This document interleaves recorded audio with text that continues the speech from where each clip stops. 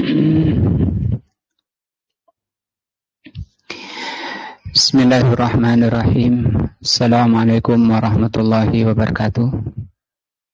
Alhamdulillahirabbil alamin wa bihi nasta'in ala amri dunya waddin.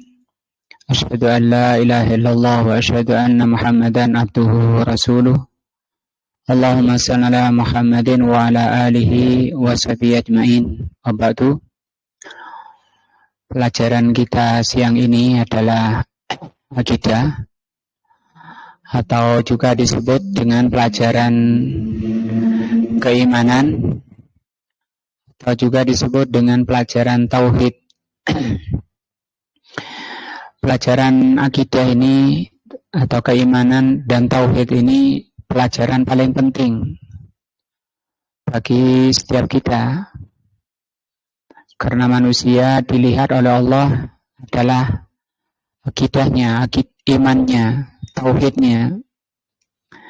Dan dalam rangka itu pula Allah Subhanahu wa taala menciptakan manusia untuk mentauhidkan Allah. Allah Subhanahu wa taala tidak melihat dari fisik manusia, tidak melihat dari badan dan rupanya. Yang dilihat oleh Allah adalah hati dan amalannya. Kemudian juga masalah akhirat, itu hubungannya dengan urusan hati. Hukum akhirat adalah berkaitan dengan keimanan seseorang. Dari itu maka pelajaran akidah, tauhid dan keimanan ini merupakan pelajaran dasar dan mendasar bagi setiap muslim dan mukmin. Dan majelis ilmu seperti ini merupakan cara-cara di dalam kita atau thariqah di dalam kita menambah keimanan. Disebut oleh Rasulullah SAW sebagai majelis zikir, atau juga disebut oleh Rasulullah SAW sebagai Riyadul Jannah. Taman-taman surga di dunia itu adalah majelis zikir. Dalam rangka untuk menambah keimanan, sehingga di dalam majelis zikir atau yang disebut dengan Riyadul Jannah, taman-taman surga, Allah Subhanahu wa taala menurunkan rahmah bagi siapa yang hadir di majelis ilmu. Wa ghasyiyathumus sakinah, dan Allah akan liputi orang-orang yang hadir itu dengan sakinah, ketenangan jiwa. Wa khafathumul malaikah, dan akan turun para malaikat untuk menghormati majelis yang mulia ini. Dan Allah Subhanahu wa taala akan menyebut siapa-siapa yang hadir di majelis ilmu ini di sisi para malaikatnya. Allah Subhanahu wa taala bangga dan gembira kepada siapa-siapa yang hadir. Allah gembira dan bangga di hadapan para malaikat terhadap hamba-hambanya yang hadir di majelis ilmu. Karena di majelis ilmu ini peluang untuk mendapatkan rahmat Allah, nah di sini jalannya. Namun demikian, tidak semua orang yang hadir di majelis ilmu itu benar-benar mendapat rahmat dari Allah Azza wa Jalla. Masih dilihat dari tujuannya, niatnya. Ada orang yang hadir di majelis ilmu, tapi orangnya ini bukan orang yang mementingkan akhirat, tapi lebih cinta dunia daripada akhiratnya. Cirinya orang yang cinta dunia, dia suka dipuji orang dan marah ketika dicela orang. Dan sebaliknya orang yang cinta akhirat, Orang yang tujuannya akhirat, dia tidak peduli dengan celaan orang selama diridhoi oleh Allah Azza wa Jalla. Diterangkan oleh Al-Imam Ibnu Rajab rahimahullah di dalam kitab Lataiful Ma'arif bahwa ada kalanya orang keluar dari majelis ilmu itu, setelah keluarnya selesai dari majelis ilmu itu kembali kepada kondisi semula sebelum hadir di majelis ilmu, yaitu mereka menuruti nafsunya. Artinya tidak ada efek dari majelis ilmu, tidak ada buah, tidak ada manfaat, tidak mendapat faedah dari majelis ilmu. Itu mengingatkan bahwa di dalam kita menuju Allah, keselamatan akhirat, itu memang menyatu antara niatan antara hati dengan badannya. Artinya Al-Imam Ibnu Rajab mengingatkan jangan hanya badannya saja duduk di depan ustadznya, hadir di depan ustadznya, tapi harus hatinya diluruskan niatnya. Beliau Al-Imam Ibnu Rajab membawa ayat surat An-Nahl ayat 107. Beliau membawa ayat ini, dzalika bi annahu mustahabul hayatad dunya. Orang-orang yang dikunci hatinya walaupun sering hadir di majelis ilmu, karena mereka itu lebih menyukai dunia anal akhirat daripada akhirat. Wa annallaha la yahdil qaumal kafirin. Allah Subhanahu wa taala tidak memberi hidayah kepada kaum yang kafir. Ulaika alladzina taba'allahu ala qulubihim. Mereka itu adalah orang-orang yang oleh Allah dikunci hati-hati mereka. Wa sam'ihim dan telinga mereka. Wa absarihim dan mata-mata mereka dikunci oleh Allah Azza wa Jalla. Padahal secara zahir telinganya mendengar. Secara zahir matanya ya melihat. Tapi tadi tidak membawa manfaat dari ilmu yang dipelajari.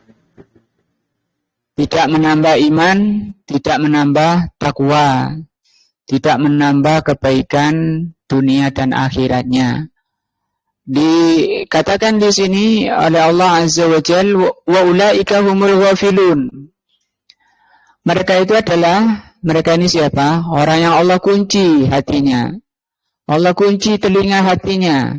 Allah kunci mata hatinya.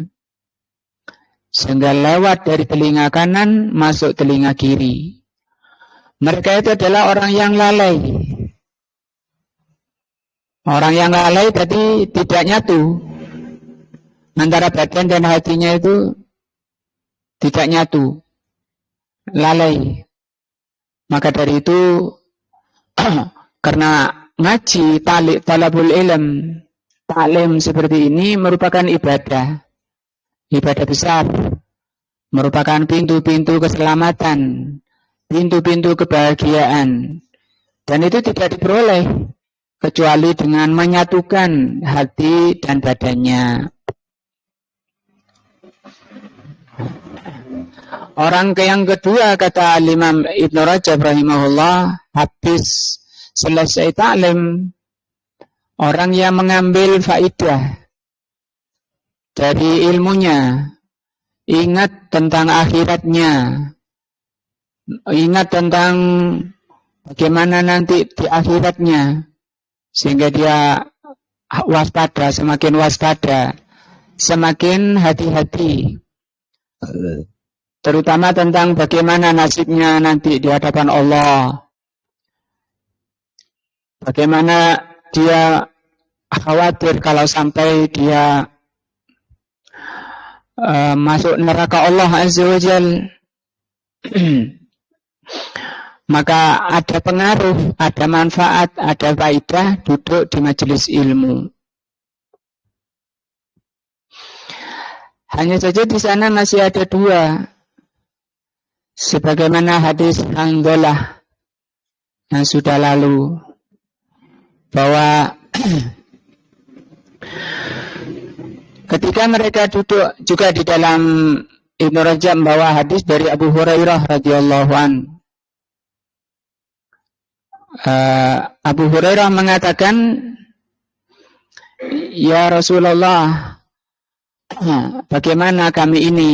Kata beliau. "Kami kalau duduk di depan antum, di depan engkau ya Rasulullah, kami ini bisa rokok kulubuna, hati kami bisa lembut. Wa zahidna dunya, kami bisa zuhud dengan dunia, selalu ingat akhirat. Nah, tetapi ketika kami keluar, ketemu keluarga kami, hilang itu semua." Ini hadis dari Abu Hurairah. Yang lalu sudah kita bahas hadis dari Hanzalah. "Kami kalau duduk di depan engkau, seakan-akan kami melihat neraka dan surga di depan mata kami. Tapi ketika kami keluar, ketemu dengan kesibukan luar, maka itu melupakan tentang apa yang tadi kami sudah bagus." Maka kata Rasulullah SAW, "Kalau kamu bisa menciptakan dirimu kondisi seperti itu, tetap ketika kamu keluar, ketemu keluarga, ketemu urusan dunia, kamu bisa kondisi seperti ketika duduk di depanku, maka malaikat akan," kalau dari hadis Abu Hurairah, "maka malaikat akan menziarahi rumah kamu untuk menjabat tangan kamu." Kalau dari Hanzalah, kalau engkau bisa menjaga hatimu seperti ketika duduk di hadapanku, maka malaikat akan menemui engkau untuk menjabat tanganmu. Artinya dari hadis itu bahwa urusan dunia, keluarga, dan harta itu bisa melemahkan keimanan tadi. Sampai Hanzalah bilang nafaqah Hanzalah. Nafaqah Hanzalah, dikira oleh Hanzalah itu dia termasuk munafik. Tetapi oleh Rasul SAW dikatakan tidak demikian, sa'atan. Bukan termasuk munafik. Bukan termasuk munafik.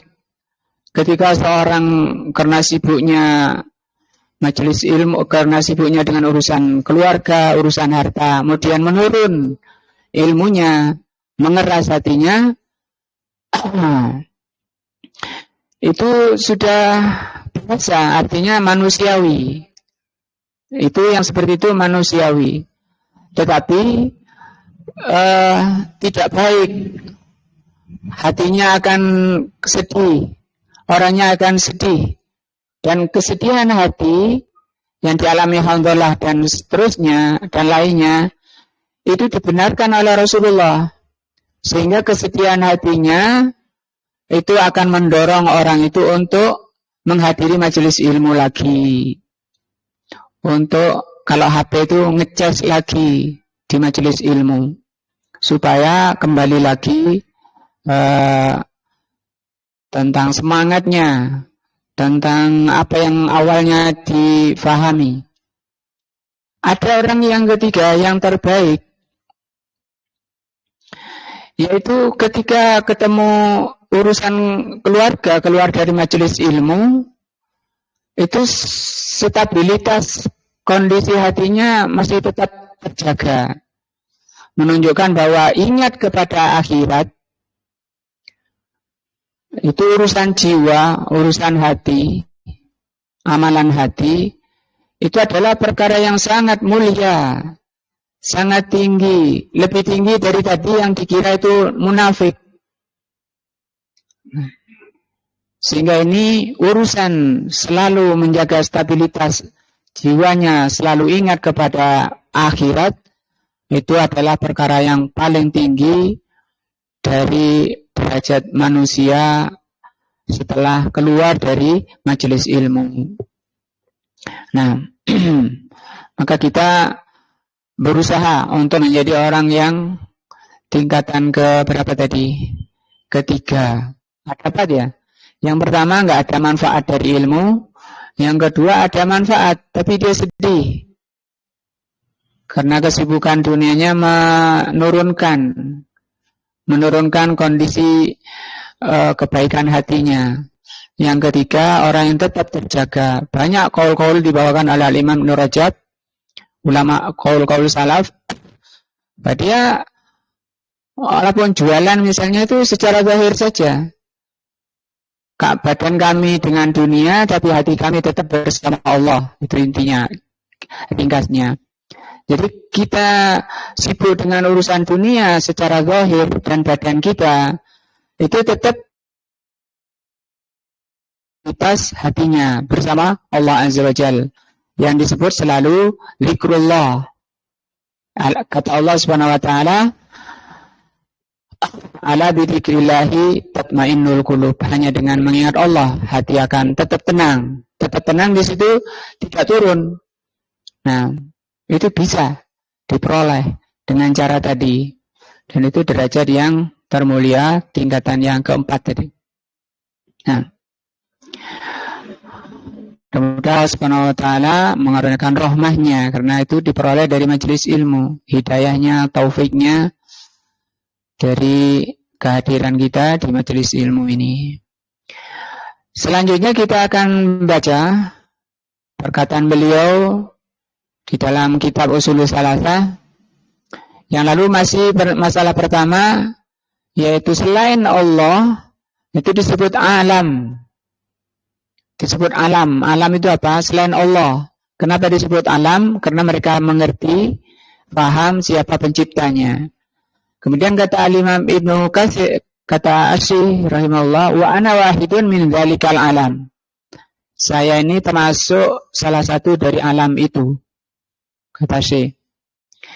Ini selesai sudah kita bahas. Fa idza qila laka bima arafta rabbak. Kalau dikatakan kepadamu atau ditanyakan kepadamu, dengan apa engkau mengenal Rabbmu? Fakul bi ayatihi wa makhluqatihi. Kami mengenal Allah dengan ayat-ayat Allah dan makhluknya. Wa min ayatihi al-lailu wan naharu. Di antara ayat-ayat Allah adalah malam dan siang. Wa syamsu wal qamaru. Matahari dan bulan. Yang lalu sudah dibahas tentang keagungan, kebesaran ciptaan Allah yang berupa matahari. Sudah dibahas rincinya. Untuk pagi ini, siang ini kita bahas lanjutnya nih, wal qamaru. Tentang ayat Allah qamar, al-qamar. Tentang qamar, apa qamar? Bulan, ya. Kata beliau, Syekh Muhammad bin Abdul Wahab, kadzalika al-qamar. Demikian juga al-qamar, bulan, ya. Min ayatillah, itu termasuk ayat Allah. Hanya ketika kita melihat bulan, itu seharusnya bukan hanya dengan mata kepala, tapi dengan mata hati pula.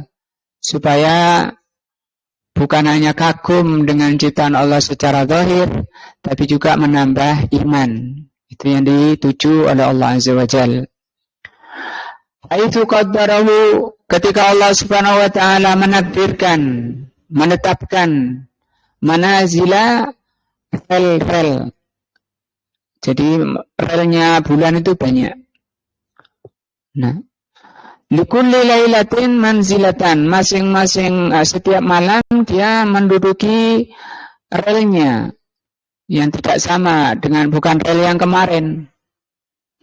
Sebagaimana firman-Nya, wal qamaru qaddarnahu manazila.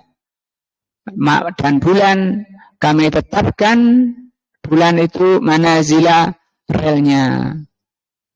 Hatta ada sampai kembali bulan itu kal urjunil qadim, seperti pelapa kurma, ya.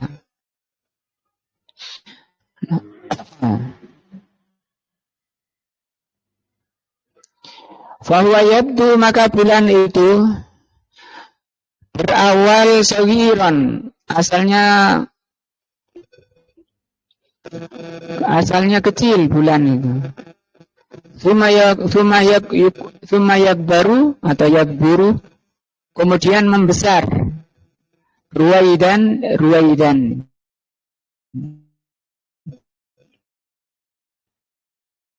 sedikit demi sedikit.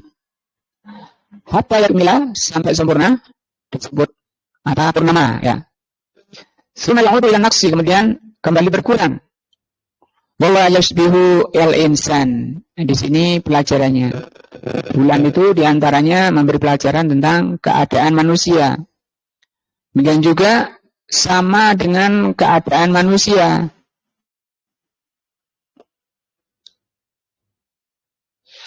Asalnya kecil,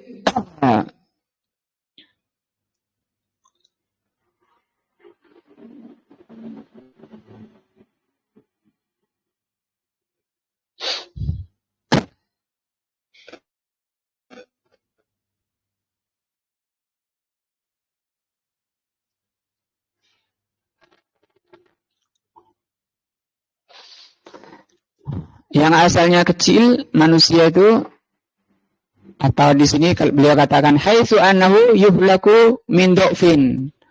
Manusia itu asalnya dicipta dari sesuatu yang lemah. Tsumma la yazalu, kemudian terus manusia itu yataraqqa, berkembang, membesar. Min kuwatin ila kuwatin, dari satu kekuatan pada kekuatan. Hatta ya'uda ila dhafi. Tapi setelah mencapai puncak kekuatannya, kebanyakan ulama mengatakan usia 40. Kemudian mengurang menurun, kulitnya sudah mulai keriput. Nah, gigi mulai rompal, rambut mulai memutih. Marratan ukhra, fatabarakallahu ahsanal khaliqin. Maha barokah Allah, sebaik-baik pencipta. Ini secara zahir manusia itu seperti itu. Secara batin manusia juga seperti itu.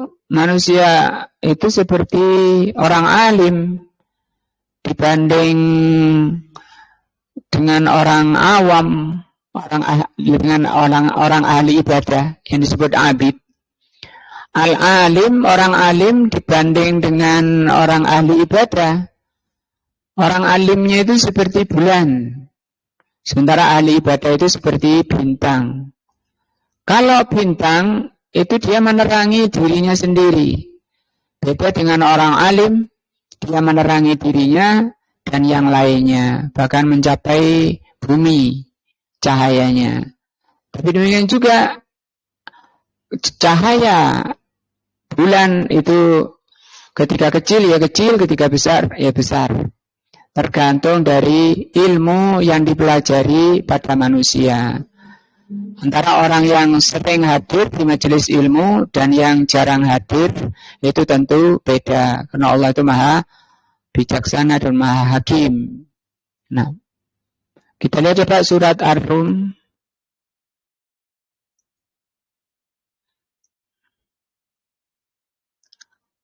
Ar-Rum ayat 30.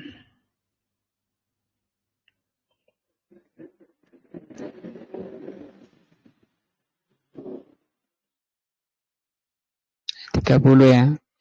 Ayat 54.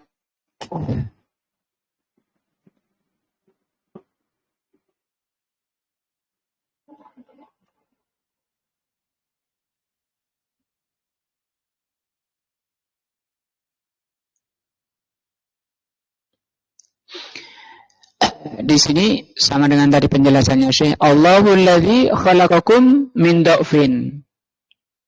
Dari sperma ya, cairan sperma. Sesuatu yang menjijikkan dalam hadis lain. Tsumma ja'ala min ba'di dhafin, kemudian Allah jadikan setelah lemah, yaitu masa bayi, kuatan menjadi orang yang kuat. Tsumma ja'ala min ba'di quwwatin, setelah Allah jadikan kuat, Allah jadikan dha'fan. Allah jadikan melemah lagi. Wa syaibatan, menjadi syaibah. Di sini syaibah diartikan beruban. Misalnya disebut orang awam bilang syaibah itu ini. Syaibah itu orang yang sudah beruban. Kakek-kakek. Yahluku ma yasha wa huwal alimul qadir. Secara akal juga, kecuali orang yang dilindungi oleh Allah, dijaga oleh Allah ke stabilitas akalnya. Makanya Rasulullah SAW mengajarkan doa agar minta kepada Allah jangan menjadi orang yang pikun atau ardalil umri. Bahasa ayatnya disebut ardalil umri. Ardalil umri itu umur yang melemah, baik fisiknya maupun akalnya, sehingga jiwanya kayak anak-anak, atau disebut dengan haram, masa pikun. Rasulullah mengajarkan, Allahumma inni a'udzubika minal kasali wal bukhli wal harami, atau di hadis lain wa ardalil umri. Ardalil umri, umur yang lemah tadi, fisik dan jiwanya. Fisiknya sudah lemah, jiwanya juga kembali kepada masa tufulah, masa anak-anak. Nah, maka kita harus selalu jaga dengan apa? Selalu membaca Al-Quran. Di antaranya terjaganya akal. Orang yang selalu istiqomah membaca Al-Quran. Atau yang kedua adalah dengan banyak berdoa. Memohon kepada Allah dilindungi oleh Allah dari kepikunan yang disebut dengan ardalil umri. Nah, ini pelajaran dari bulan yang selalu kita bisa lihat setiap hari. Wa dalilu, dalil bahwa kita bisa mengenal Allah dari ayat-ayat dan makhluknya. Qauluhu ta'ala, firman Allah, wa min ayatihi al-lailu wan nahar. Di antara ayat-ayat Allah adalah malam dan siang. Wasyamsu wal qamar, matahari dan bulan. La tasjudu lisyamsi wala lil qamar. Janganlah kalian sujud kepada matahari dan bulan. Ini orang Jepang ya, atau dulu kaum Sabak itu. Wasjudu lillahi ladzi khalaqahunna. Sujudlah kepada Allah yang telah menciptakan mereka. Mereka di sini apa? Malam, siang, matahari, dan seterusnya. In kuntum iyyahu ta'budun, jika kalian memang hanya beribadah kepadanya. Juga firman-Nya, inna rabbakum, sesungguhnya Rabb kamu. Rabb itu artinya apa? Yang mencipta, yang memiliki, dan yang mengurusi. Itu Rabb. Sesungguhnya yang mencipta kalian, mengurusi kalian, memiliki kalian adalah Allah. Kalau ini dipahami dengan benar, dengan yakin, dengan iman, maka orang tidak akan ada yang pergi ke kuburan. Nyari-nyari Tuhan lain selain Allah ketika ada masalah. Karena Allah mengatakan, فَإِنْ تَنَزَعْتُمْ فِي شَيْءٍ فَرُدُّوهُ إِلَى اللَّهِ وَالرَّسُولِ. Inna rabbakum, sesungguhnya Rabb kamu itu adalah Allah. Alladzi khalaqas samawati wal ard, yang telah menciptakan langit dan bumi. Fi sittati ayyam, selama 6 hari. Tsumma stawa 'alal 'arsy, kemudian Allah istiwa di atas arsy-Nya. Yusil lailan nahara, Allah menutupkan malam pada siang. Yatlubuhu hasitha, dengan cepat. Wasyamsa wal qamar, Allah yang ciptakan matahari dan bulan. Wan nujuma, dan bintang. Musakhkharatin, bergerak bi amrihi, atas perintah Allah. Di sini Allah terangkan dengan jelas, ini IPA ya bagi kita ini apa? Wasyamsa wal qamara wan nujuma, matahari dan bulan dan bintang-bintang bergerak di bawah perintah Allah Azza wa Jalla. Kalau orang IPA bilang apa itu? apa namanya? Itu apa namanya? Hah? Kehendak alam, ya. Apa? Kehendak alam. Boleh nggak dikatakan kehendak alam? Tidak boleh. Alam tidak punya kehendak. Alam itu tidak punya kehendak. Walaupun itu manusia tentang bayi yang lahir atau wanita, bayi yang lahir itu, kalau mungkin setiap orang pinginnya anaknya laki misalnya, ada yang ingin perempuan, tapi itu tidak bisa karena itu hanya Allah yang menentukan, itu Allah.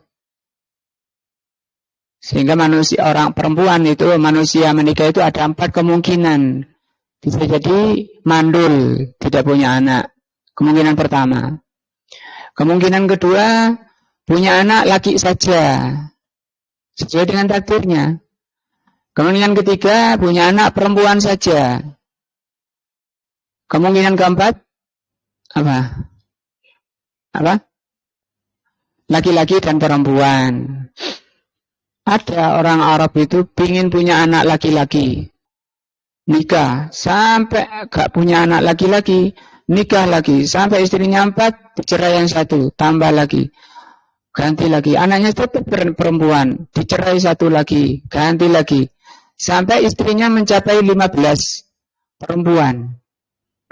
Itu pun anaknya tidak ada sama sekali yang laki-laki, sampai anaknya berjumlah 65, semua perempuan. Anaknya sudah 65, dia sudah bahasa kita reot, ya sudah. Di sini Allah katakan geraknya matahari, geraknya bulan, geraknya bintang-bintang itu atas perintahnya. Ala lahul khalqu wal amru. Ketahuilah hanya hak Allah mencipta dan memerintah. Tabarakallahu rabbul alamin. Ini ayat bahwa dari mana kita mengenal Allah? Dari ayat-ayat Allah berupa ciptaannya.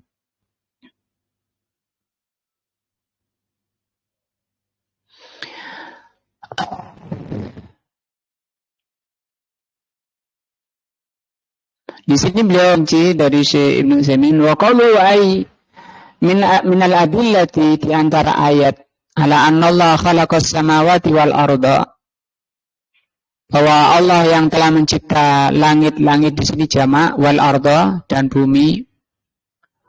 Qauluhu ta'ala inna rabbakum, sesungguhnya Rabb kamu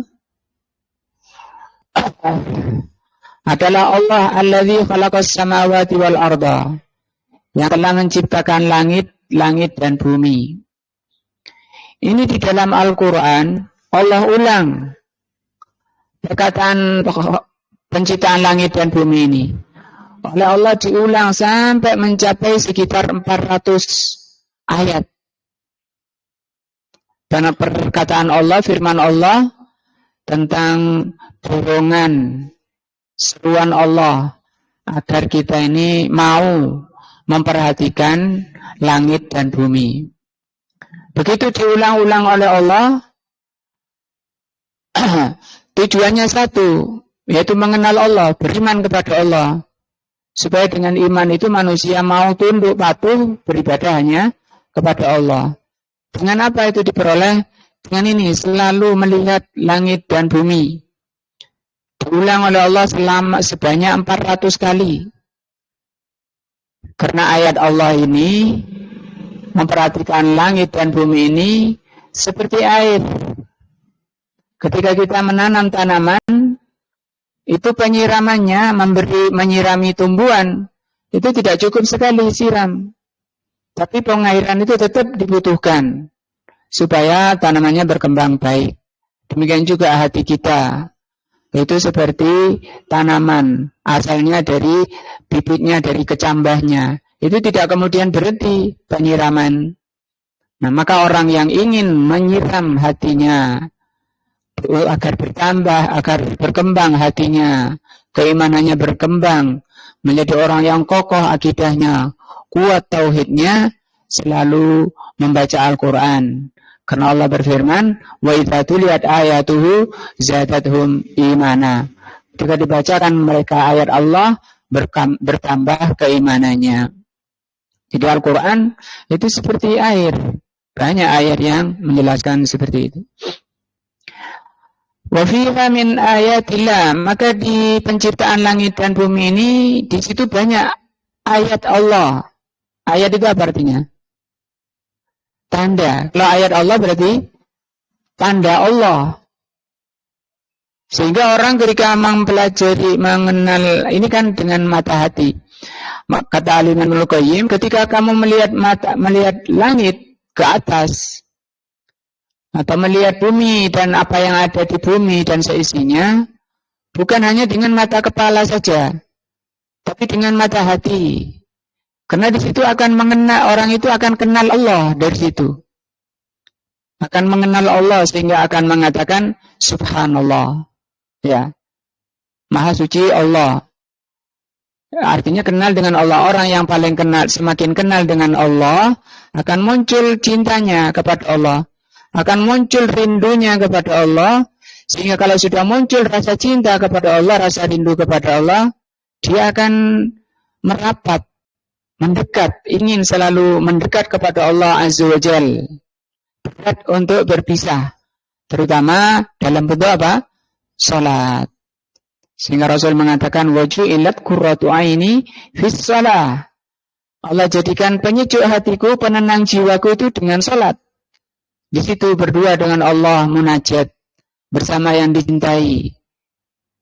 Begitu keluar dari salat, menghadapi masalah dunia itu sumpek, banyak masalah, beliau mengatakan kepada Bilal, ya Bilal, arihna bis shalah.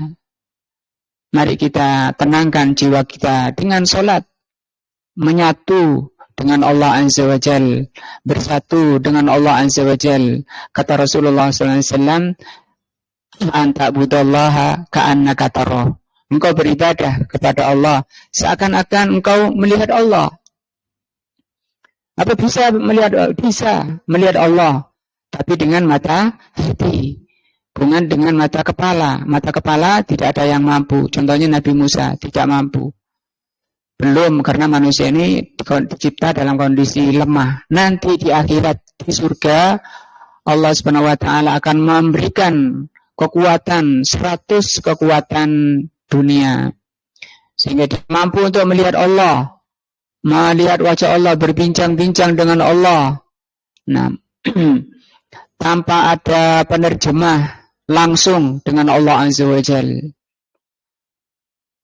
Kerinduan di dunia kepada Allah, rasa cinta kepada Allah, ini yang mendorong orang itu bisa melekatkan hati dan badan ketika sholat.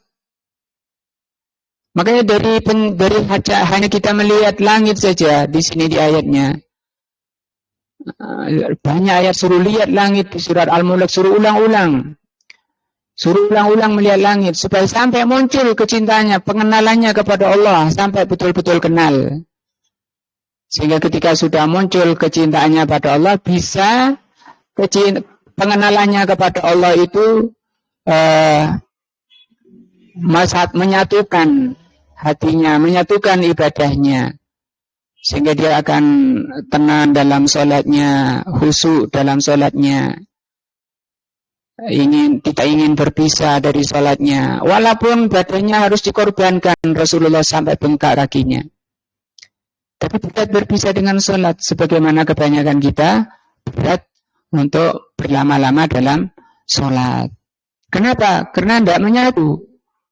Badannya sholat, awalnya mungkin hadir hatinya, tapi setelah takbir Allahu Akbar, ditinggal badannya di situ. Hatinya keliling kemana-mana, ditinggal badan, sehingga tadi itu disebut ghafilun, lalai. Bagaimana sholat yang seperti itu akan bisa menambah kebaikan? Bagaimana sholat yang seperti itu akan bisa mencegah dari kemungkaran? Sholatnya tidak jujur, tidak menyatu. Maka di sini pentingnya Allah sampai mengulang 400 kali di dalam Al-Quran, untuk agar kita memperhatikan langit dan bumi. Kalau langit mungkin agak kejauhan, tapi di bumi ini, wa man fihinna, dan apa yang di bumi, itu semua ayat Allah. Siapa yang bisa mencipta walaupun hanya sebiji kedelai, walaupun hanya sebiji kacang, siapa yang bisa mencipta? Subhanallah, subhanaka rabbana ma khalaqta hadza batila. Sehingga diteruskan ayatnya itu waqina adzabannar. Awalan yang pertama, innallaha khalaqa hadhil mahluqat. Sesungguhnya Allah yang telah menciptakan makhluk ini. Apa di sini? Langit dan bumi. Dicipta dari apa langit itu? Dari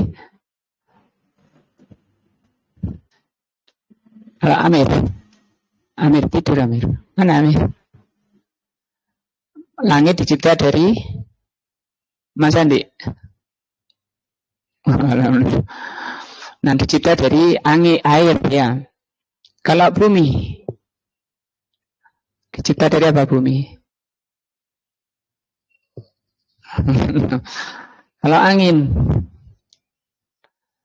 Nah, di hadis Abu Hurairah yang saya sebutkan tadi tentang tadi orang yang ketika kami hadir di depan kau ya Rasul, kami ini lembut hati kami, tapi ketika keluar kok mengeras lagi hati ini. Di antaranya soal beliau, dari apa Allah menciptakan makhluk ini? Maka Rasul mengatakan minal ma, dari air. Jadi semua makhluk itu, baik itu jin, manusia, malaikat, itu dari air.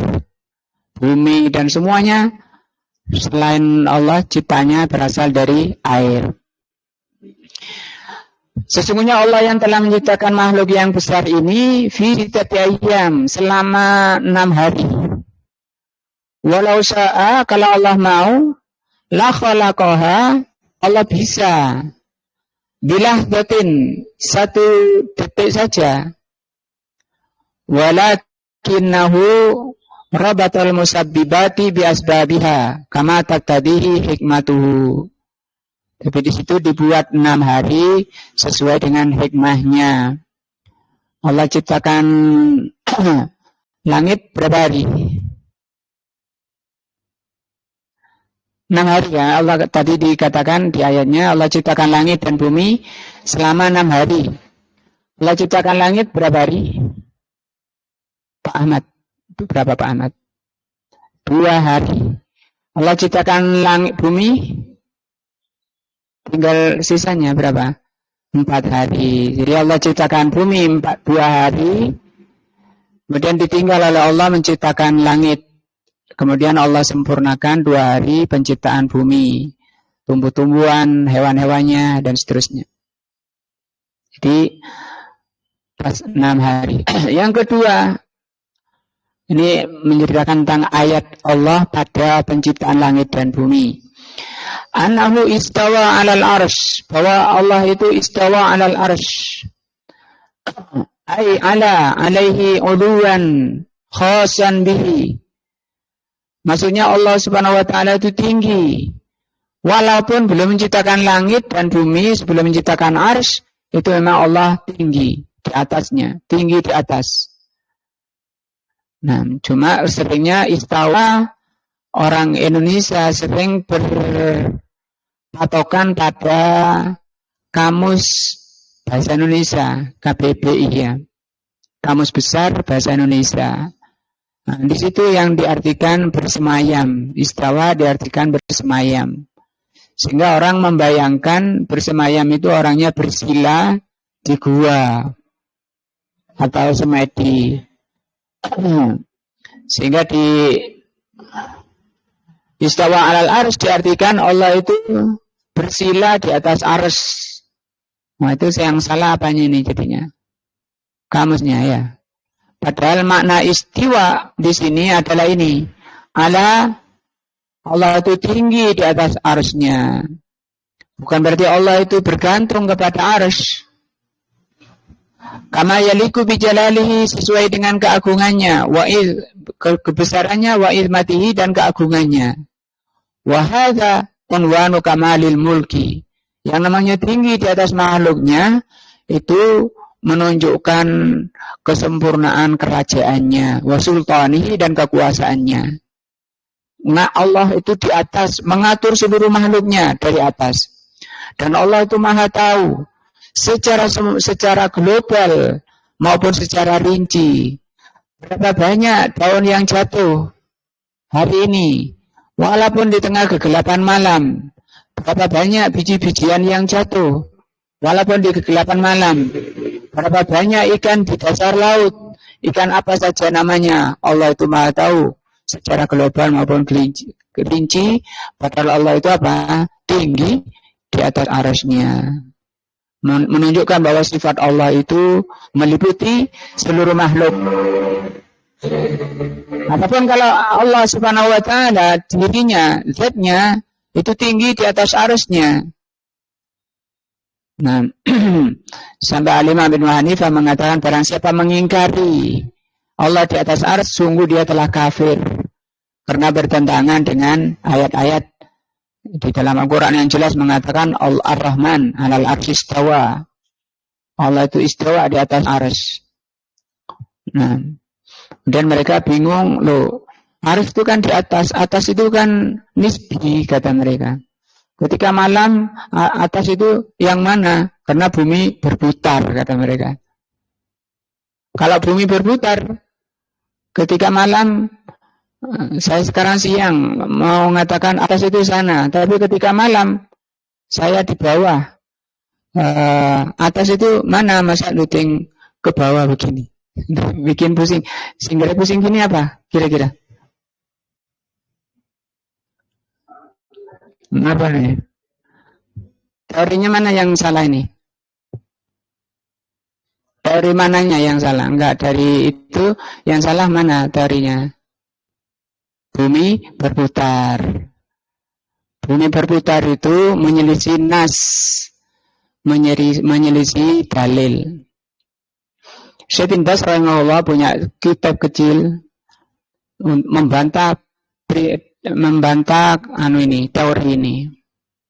Kata beliau, barang siapa yang ucapannya menyelisih dalil, maka ucapannya itu menyesatkan. Orangnya harus dimintai taubat. Kalau tidak mau taubat, kutilah, bunuh orangnya. Ini guru IPA kena semua ini ya. Kalau anaknya sekolah bilang bumi tidak berputar, ya 0 nilainya. Digoroi itu ya bayar. Nah, mahal. Diajak bohong itu mahal bayar.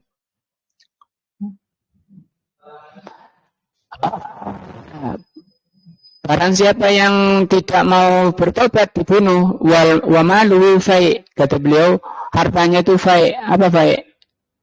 Harta milik negara atau harta milik negara bukan dari perang, ya. Kalau dari perang namanya ghanimah atau rampasan perang. Salisan yang ketiga,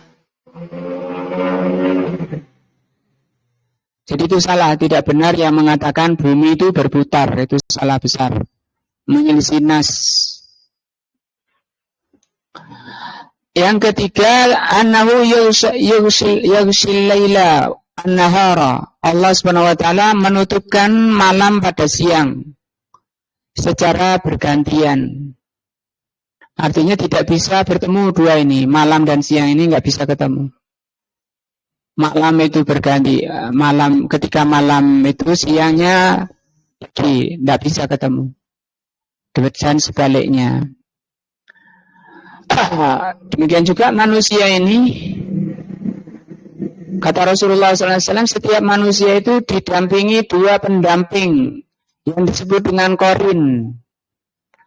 Ada korin dari syaitan, ada korin dari malaikat. Dua, malaikat dan syaitan.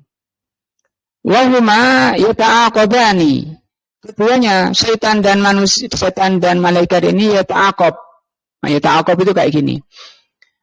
bergantian, tidak bisa ketemu. Artinya malaikat dan setan itu tidak bisa nyatu dalam satu orang. Jadi bisa jadi kata di hadisnya itu disebutkan ada kalanya malamnya panjang, siangnya sedikit. Ada kalanya siangnya yang panjang, malamnya sedikit. Itu maksudnya ada kalanya orang itu dikuasai setan dalam waktu yang lama. Itu malamnya lama. Ada kalanya manusia itu dikuasai malaikat dalam waktu yang lama sehingga malamnya sedikit. Dan masing-masingnya wafihi ma lammah. Syaitan itu punya lammah, malaikat itu juga punya lammah. Lammatus syaitan wa lammatul malaikat. Lammah itu bisikan. Adapun bisikan syaitan mengajak pada kejelekan dan mendustakan kebenaran. Kapan setan bisa masuk? Ketika manusia lalai dari zikrullah. Nah, dan kapan malaikat bisa masuk? Ketika manusia ini selalu zikrullah. Ketika manusia itu zikir kepada Allah, salat misalnya, malaikat masuk. Nah, tapi kan susah menjaga hati untuk selalu zikir kepada Allah, itu susah, berat. Karena hati itu selalu berubah-ubah. Kata Rasul, seperti air yang mendidih, yang atas ke bawah, yang bawah ke atas. Tidak ada diamnya. Yang kedua, kata Rasul SAW, seperti bulu. Kena pengaruh angin sedikit, dia sudah berpindah, berubah. Sekarang kalau air mendidih karena api. Kalau hati berubahnya kenapa? Nafsu. Yang menyebabkan hati berubah itu nafsu. Terutama syahwat. Maka syahwat ini yang menyebabkan orang itu selalu berubah-ubah, tidak bisa tenang. Selama dia ikhlas dalam hidupnya karena Allah, hati akan selalu tenang, tidak banyak berubah. Nah, Allah Subhanahu wa taala yang telah menutupkan malam pada siang, an yaj'alal laila ghisya'an linnahar. Allah jadikan malam itu penutup siang. Ai ghita'un, ghita' itu penutup. Ghita'un lahu. Fa huwa katsaubi. Maka malam itu seperti pakaian. Yastatilu ala daw'in nahar, menutupi dari panasnya siang. Nah, fayutihi, sehingga dia tutupi badannya. Jadi kayak pakaian nutupi badan. Pakaiannya itu malamnya. Kalau dilepas badannya itu pakaiannya dilepas itu seperti siang. Rabian, ini bahas ayat tadi ya, surat apa tadi?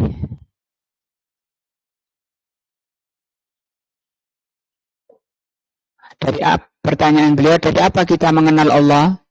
Dari makhluknya dan ayat-ayatnya. Di antara ayat-ayatnya adalah matahari malam dan siang. Surat Al-A'raf 100 ayat 54. Nah,